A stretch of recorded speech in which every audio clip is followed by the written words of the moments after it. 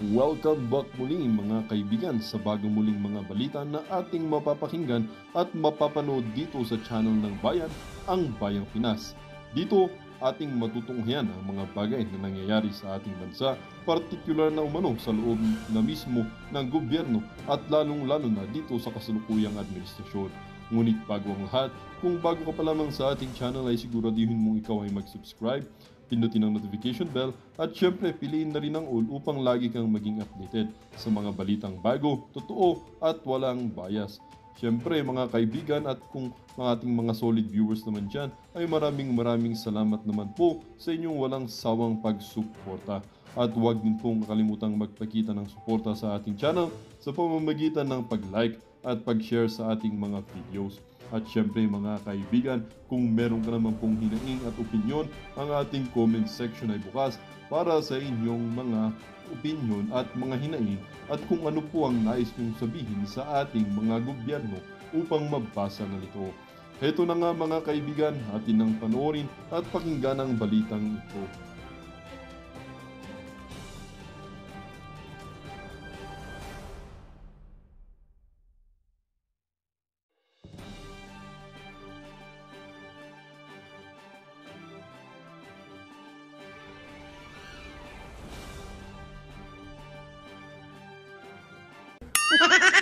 So, ito po umpisahan po natin dito mga kareaksyon ha.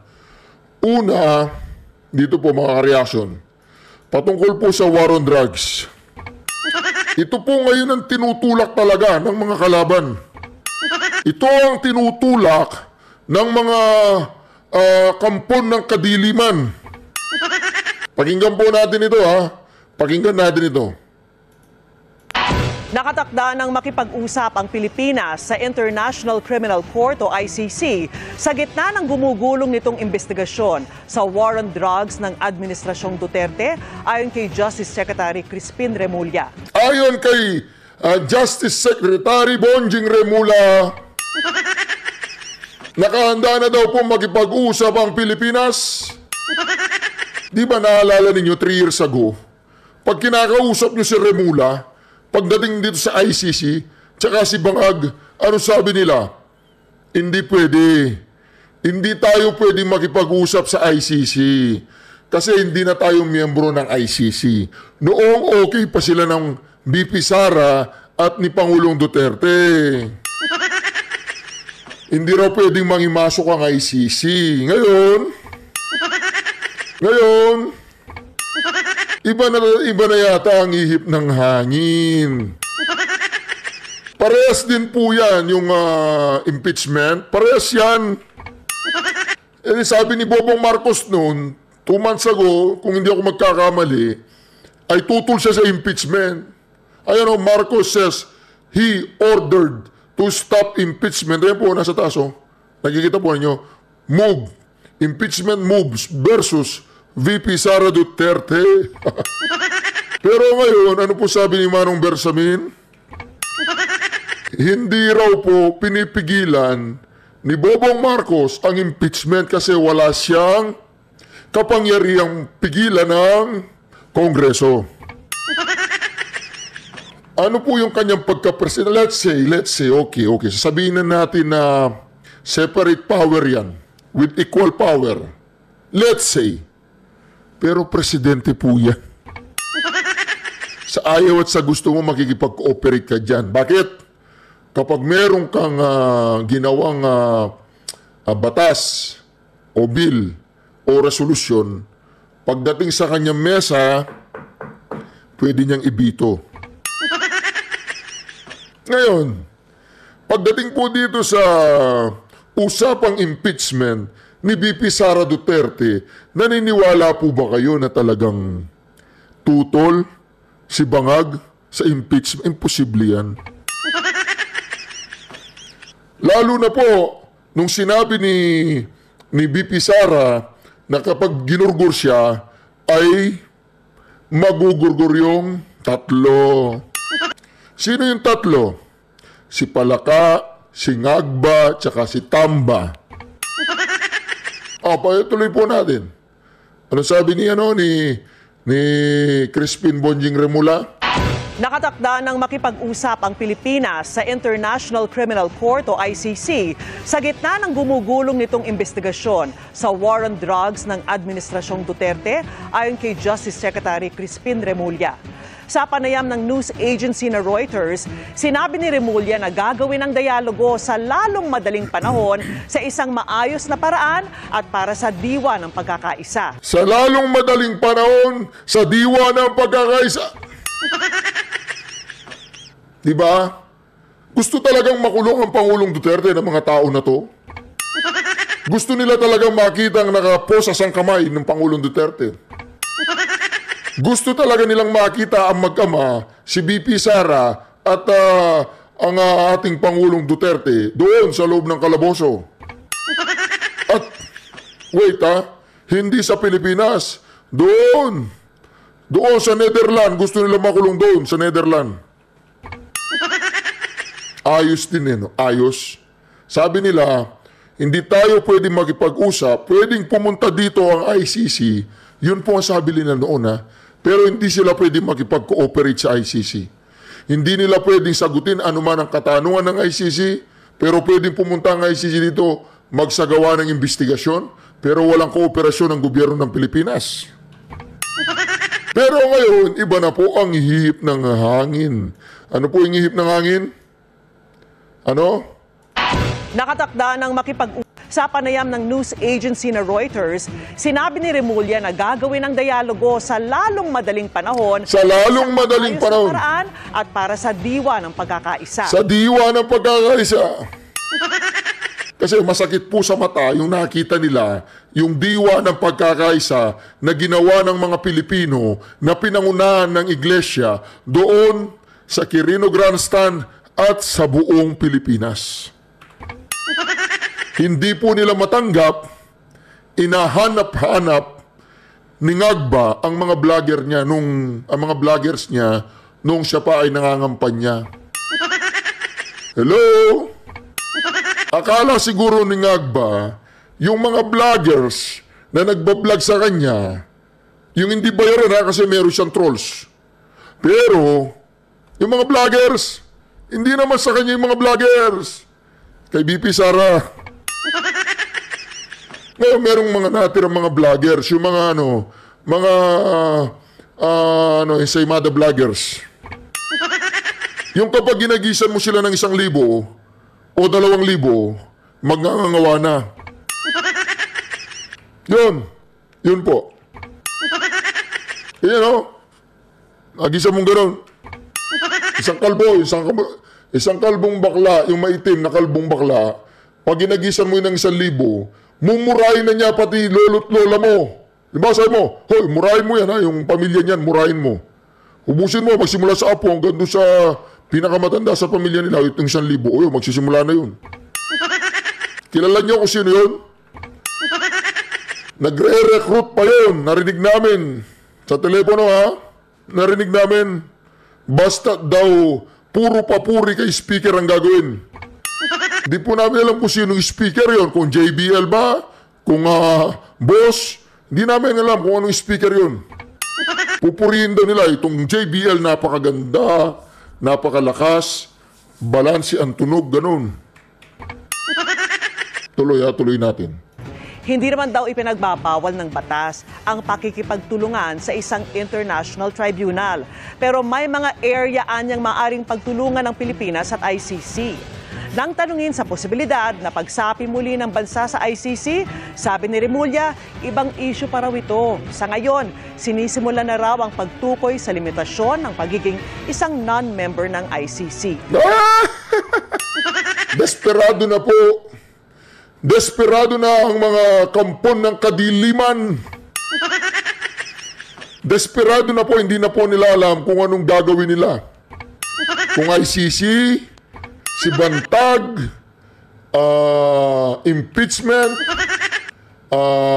yung China, yung mga spy, ano pa, marami pa yan.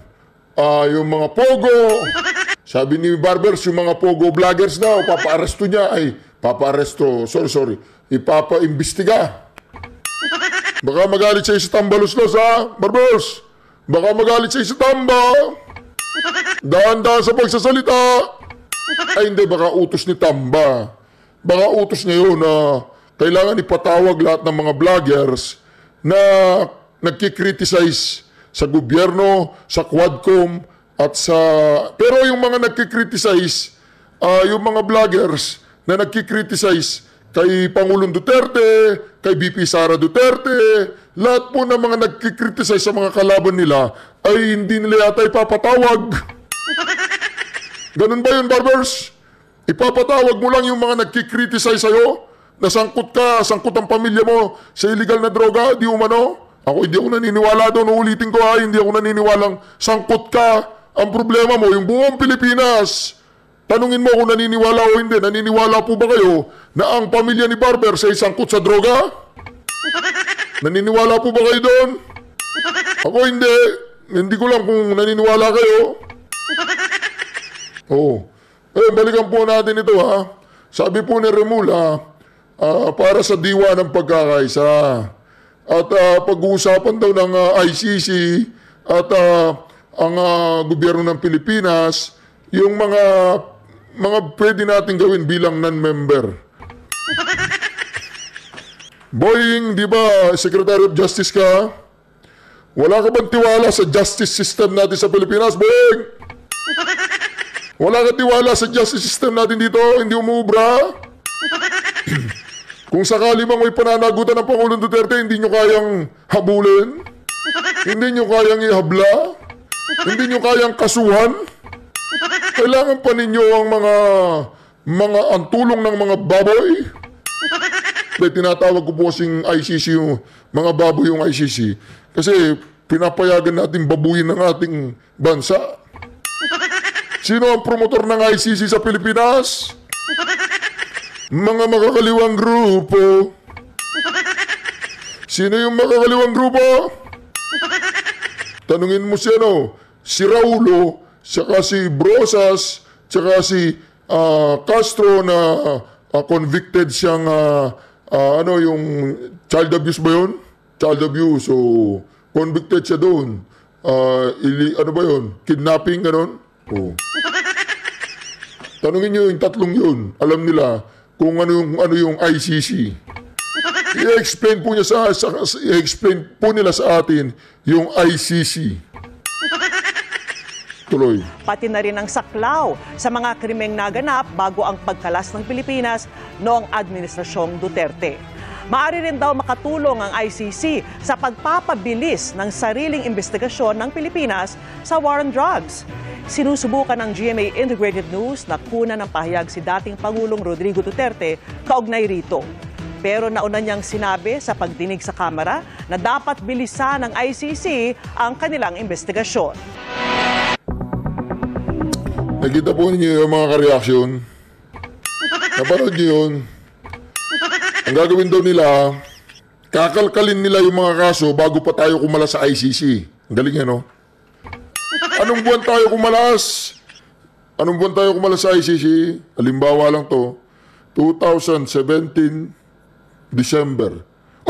Ano ninyo? Tignan ninyo yung kaso magsimulang January 2016 hanggang November 2017. No. Kasuhan natin.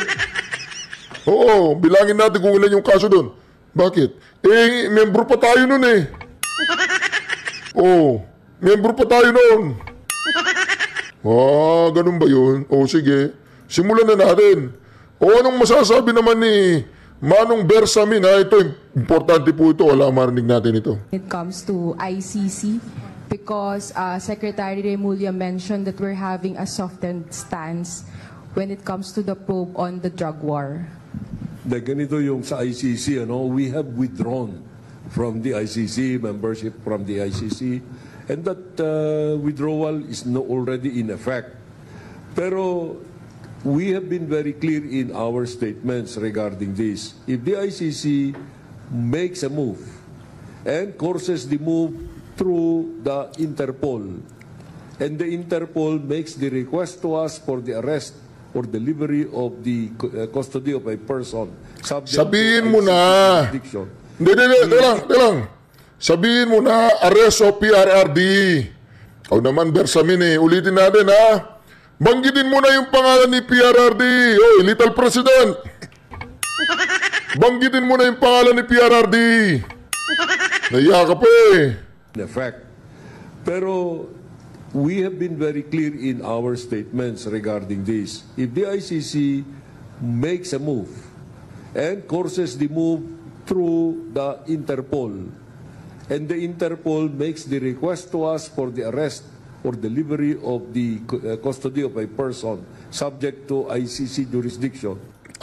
Sabihin mo na yung pangalan. Sino yan? Pangulong Duterte, sabihin mo, President Duterte. O naman, naiya ka pa We will respond favorably or positively to the Interpol request. Lilinawin po natin ito mga kareaksyon na importanteng bahagi ito ng video na ito na kailangan natin linawin na ito. Forces the move through the Interpol, and the Interpol makes the request to us for the arrest or delivery of the custody of a person subject to ICC jurisdiction. We will respond favorably or positively to the Interpol request kasi nagbe-benefit din tayo sa Interpol in other cases. Hindi naman pwedeng sabihin na, oy, kumo ICC ang nag-request sa inyo to come to us, hindi na namin kayo papansinin. Kung tayo ang magre-request sa Interpol, hindi na rin tayo papansinin yan. Tingnan mo si Bersamin. Hindi ko alam kung anong klaseng to ha. Bersamin, oy, makinig ka ha. Halimbawa, nag-request yung ICC na arestuin ang Pangulong Duterte. Illegal yun. Hindi tayo miyembro ng ICC ha. Hindi tayo miyembro. Ngayon, hindi ba natin pwedeng sabihin sa Interpol na hindi pwede? Kasi hindi naman kami member ng ICC. Di ba? Tama? Ngayon, kung kayo magre-request sa Interpol para ipa-aresto ang Pangulong Duterte, ay talagang gagalaw yan. Di ba? Kaya nga Interpol yan ngayon, ganun ba yun? Kaya na alam natin na wala na sa jurisdiction ng ICC ang Pangulong Duterte o ang Pilipinas, aanuin pa rin natin, igagrant pa rin natin yung kagustuhan ng ICC na gagamitin nila yung Interpol? Mali yun. Mali yun In the first place, yung nagre-request ng tulong sa ICC ay wala ng jurisdiction sa atin. So, napakalaking tanga naman ng Interpol na makikinig siya sa isang body o sa isang organisasyon na wala namang jurisdiction. Na wala namang jurisdiction sa bansang yon. Hindi naman siguro bobo yung Interpol. Ako hindi ako nag-aaral ng lawyer pero kasi hindi ako nag-enroll. Pero simple lang namang understanding yun. Halimbawa, nag-request yung ICC, papalabas nila yan, ipapalabas nila, 100% ganito mangyayari dyan. Ipapalabas nila ng ICC ay magre-request sa Interpol. Ngayon, halimbawa, pumayag na ang Interpol na arestuin si Pangulong Duterte. Sino ang maglilitis? Ang Interpol? Di ba? Sino maglilitis? Ang Interpol? Kasi ang ICC hindi na tayo member Wala nang jurisdiction ng ICC sa atin. So sino maglilitis ngayon? Yung Interpol? Wala namang tanong yung Interpol sa Pangulong Duterte. Wala namang kaso sa Interpol. Bakit mamamagitan ng Interpol ngayon? Wala namang judiciary body na nagre-request na arestuin yan. Na merong jurisdiction doon sa bansa na yun at doon sa individual na yun. Napakasimple dyan, Bersamin. Talagang gusto nyo nang ipa-aresto ang Pangulong Duterte. Ibig sabihin yan, pero imposible yan mga ka-reaction. Imposibleng mangyayari yan. Kasi unang-una, wala nang jurisdiction yung ICC. Kahit pagbali-baligtarin pa nila, kahit gamitin pa nila lahat ng katarantaduhan nila, wala na nga. Kasi nga, alam ni Madam Inday Sara, bakit hindi gumagalaw ang ICC? O, di ba? Sabi ni Madam Inday Sara, siya magsisiwalat eh. Di ba siya magsisiwalat? Ngayon, pag pinapasok nila dito yung ICC, na walang proper jurisdiction sa ating bayan, ano na yan? Desperation na yan. Desperate move na yan. Wala. Ito, Supreme Court Justice to. Little President Bersamin. Supreme Court Justice yan, ha? Chief Justice ng Supreme Court. Alam niya yan. Mga ano lang yan, mga kwentong kutsero lang ginagawa nila, mga kareaksyon. Diba?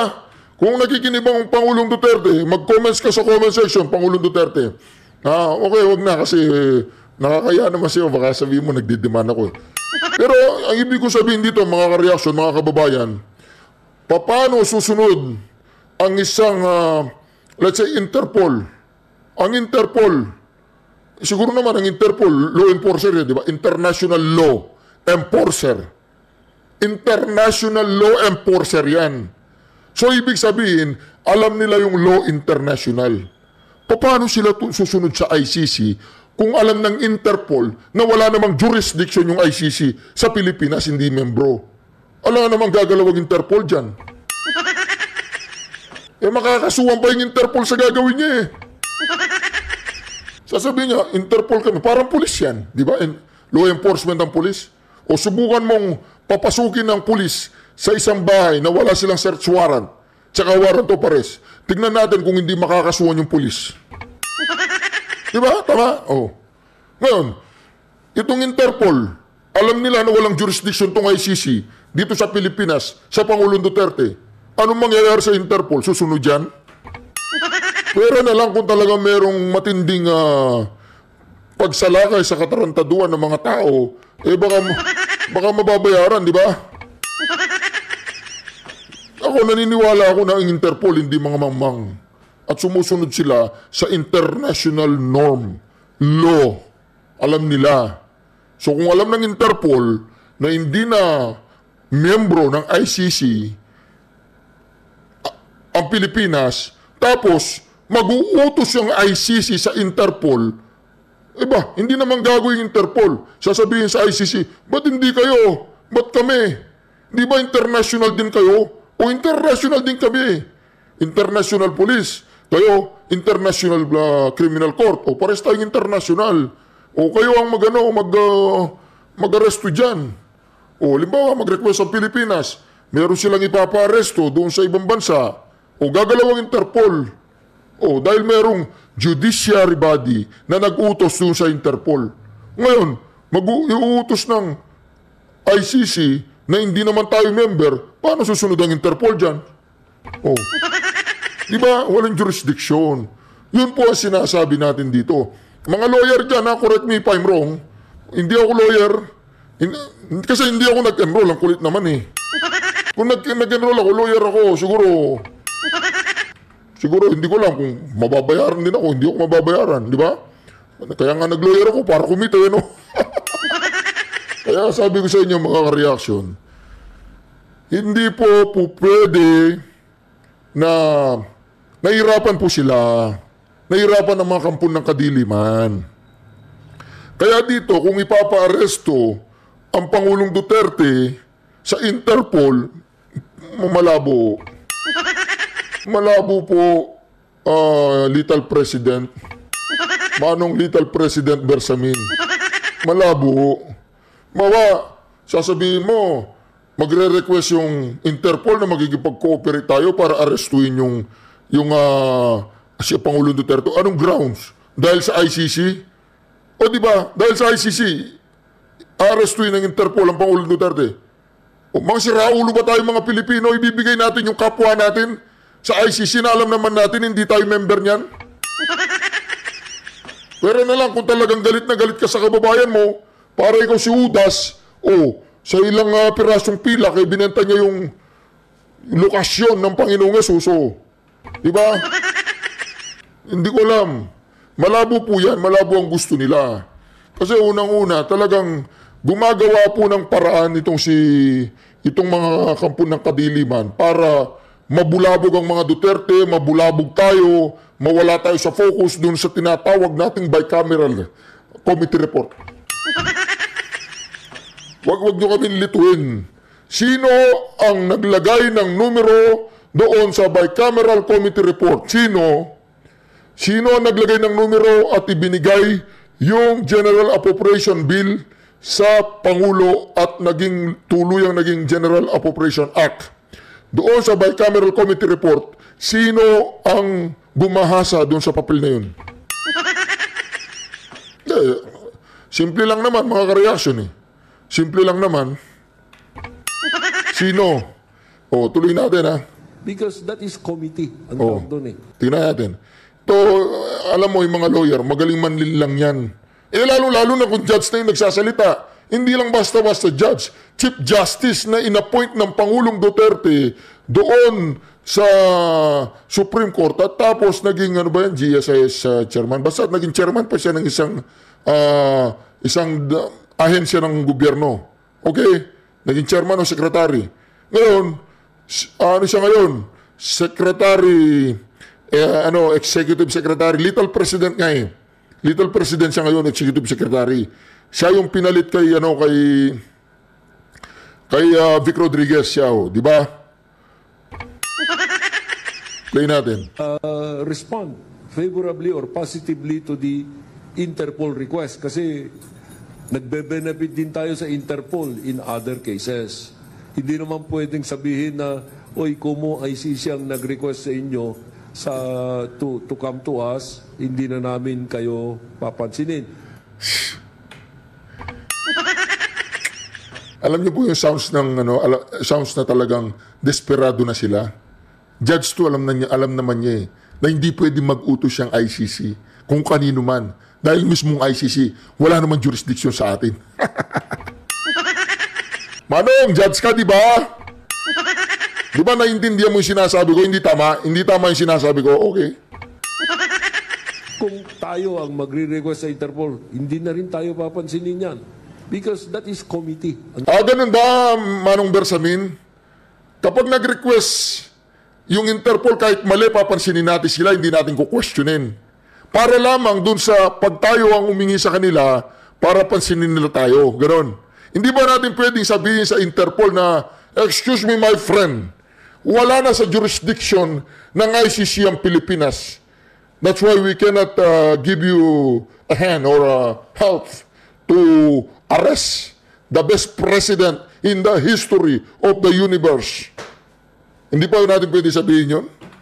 Ha? Hindi? Wow. Tawag doon eh, committee, pakikipagkaibigan, pakikipagmabuting,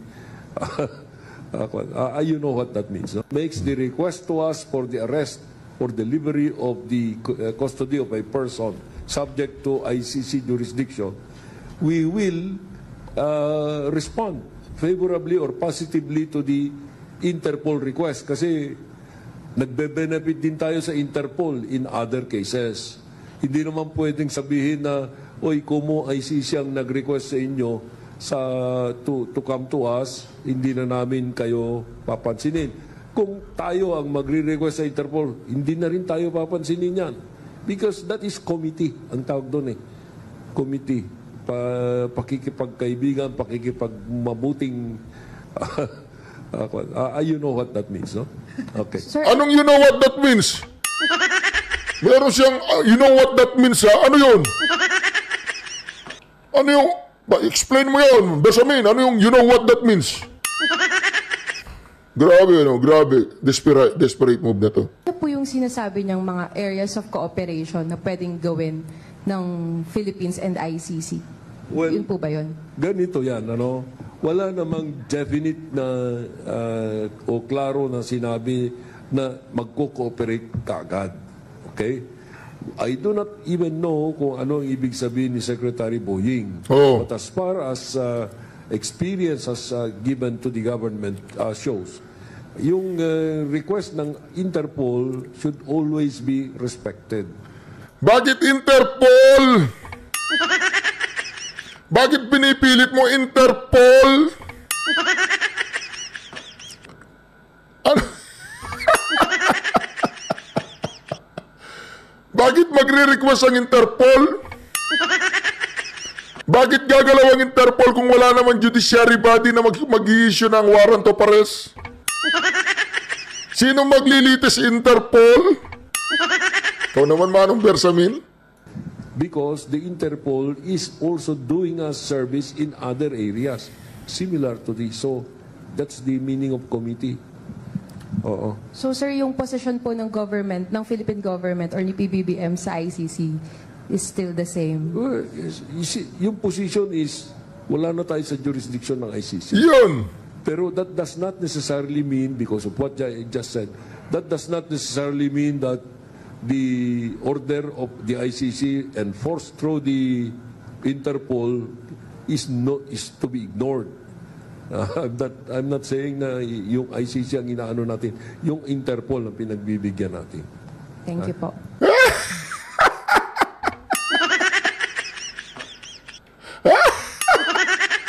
Oy, Little President Bersamin, ikaw naman, pare yata nagkakagaguhan na tayo dito.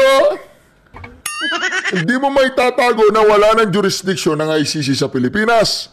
At sigurado ako ayaw niyong ibalik yon. Kapag binalik niyo yung ICC sa Pilipinas, mas maraming maaresto sa mga kaibigan ninyo. Pero dito mga reaksyon ha, talagang inaano po nila yung Interpol. Interpol na sila ng Interpol. Sino mag-uutos sa Interpol? Sino mag-uutos sa Interpol na arestuhin si Pangulong Duterte? Alam nga naman gagalaw ang Interpol na walang nagutos. Interpol nga yan eh, hindi naman judiciary body yan eh. Law enforcement body yan eh. Ikaw naman, Manong. Anyway, mga kareaksyon. Ganyan po kadesperado ang mga kampon ng kadiliman.